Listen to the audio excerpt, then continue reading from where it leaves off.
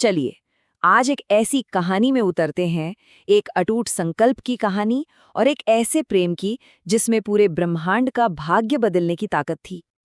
तो सवाल ये उठता है कि आखिर कैसा प्रेम होगा वो जो पूरे ब्रह्मांड को बचा ले। देखिए, ये सिर्फ दो लोगों के मिलने की कहानी नहीं है। नहीं, ये उस शक्ति की कहानी है जो बिगड़ते हुए संतुलन को फिर से बना सकती थी। तो चलिए, इस अद्भुत कथा की गहराइयों में उतरते हैं। तो कहानी की शुरुआत होती है एक बहुत बड़े संकट से। एक ऐसा समय जब देवलोक से लेकर पृथ्वी तक सब कुछ खतरे में था, और इसका समाधान वो छुपा था एक दिव्य भविष्यवाणी में। देखिए, तारकासुर कोई मामूली असुर नहीं था। वो तो एक ऐसी ताकत बन चुका था जिसके आगे देवता भी लाचार हो गए थे। उसने स्वर्ग पर कब्जा कर लिया था और पूरे ब्रह्मांड का जो संतुलन था वो डामाडोल हो गया था। एक ऐसा घना अंधेरा छा रहा था जिसका कोई अंत ही नहीं दिख रहा था। और इसी घने अंधकार के बीच उम्मीद की एक छोटी सी किरण थी, और वो थी एक भविष्यवाणी। और यहीं से कहानी में आती हैं पार्वती, जिनकी नियति तय हो चुकी थी। वो जो शिव की पहली पत्नी सती का ही पुनर्जन्म थी।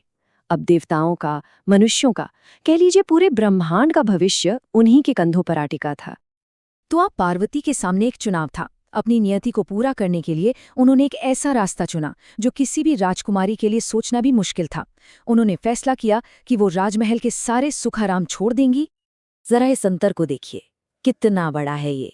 एक तरफ एक शाही महल, दुनिया की हर सुख सुविधा, और दूसरी तरफ हिमालय के वीरान बर्फीले जंगल और कठोर तपस्या।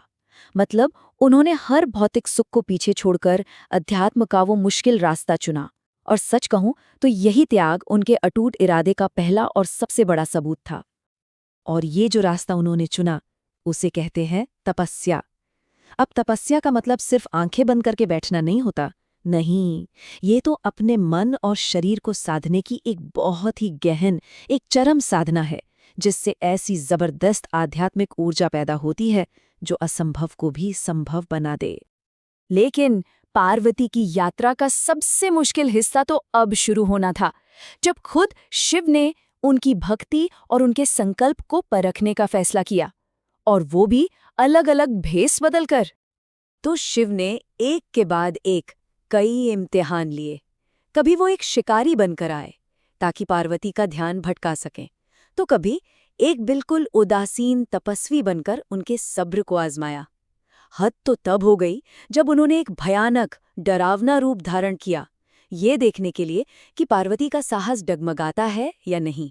पर शायद सबसे बड़ी परीक्षा थी उनका मौन, उनकी खामोशी। और जानते हैं, यही वो बात है जो इस कहानी को आज भी इतना खास बनाती है।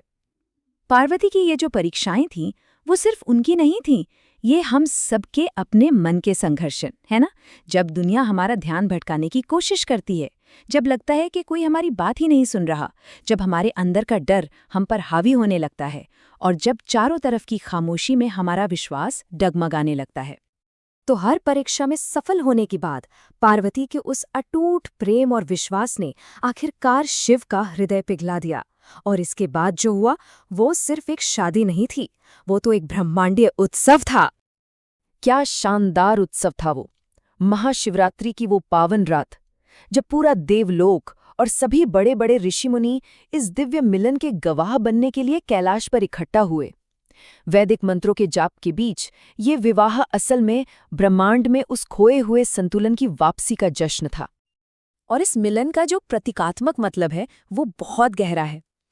देखिए, ये मिलन था शिव का, जो कि शुद्ध चेतना है, और पार्वती का, जो रचनात्मक ऊर्जा है, यानी शक्ति। तो असल में ये ब्रह्मांड को चलाने वाली दो सबसे बड़ी ताकतों का एक हो जाना था। तो सवाल ये है कि इस दिव्य विवाह का नतीजा क्या निकला? खैर, इसने सीधे सीधे उस संकट का हल कर दिया जहां से ये पूरी कहानी शुरू हुई थी। वो भविष्यवाणी सच हुई। उनके पुत्र कार्तिकेय ने जन्म लिया, और फिर अपने पराक्रम से तारकासुर का अंत करके ब्रह्मांड को उसके आतंक से हमेशा हमेशा के लिए आजाद कर दिया। आखिरकार पार्वती की तपस्या और उनका प्रेम सफल हुआ।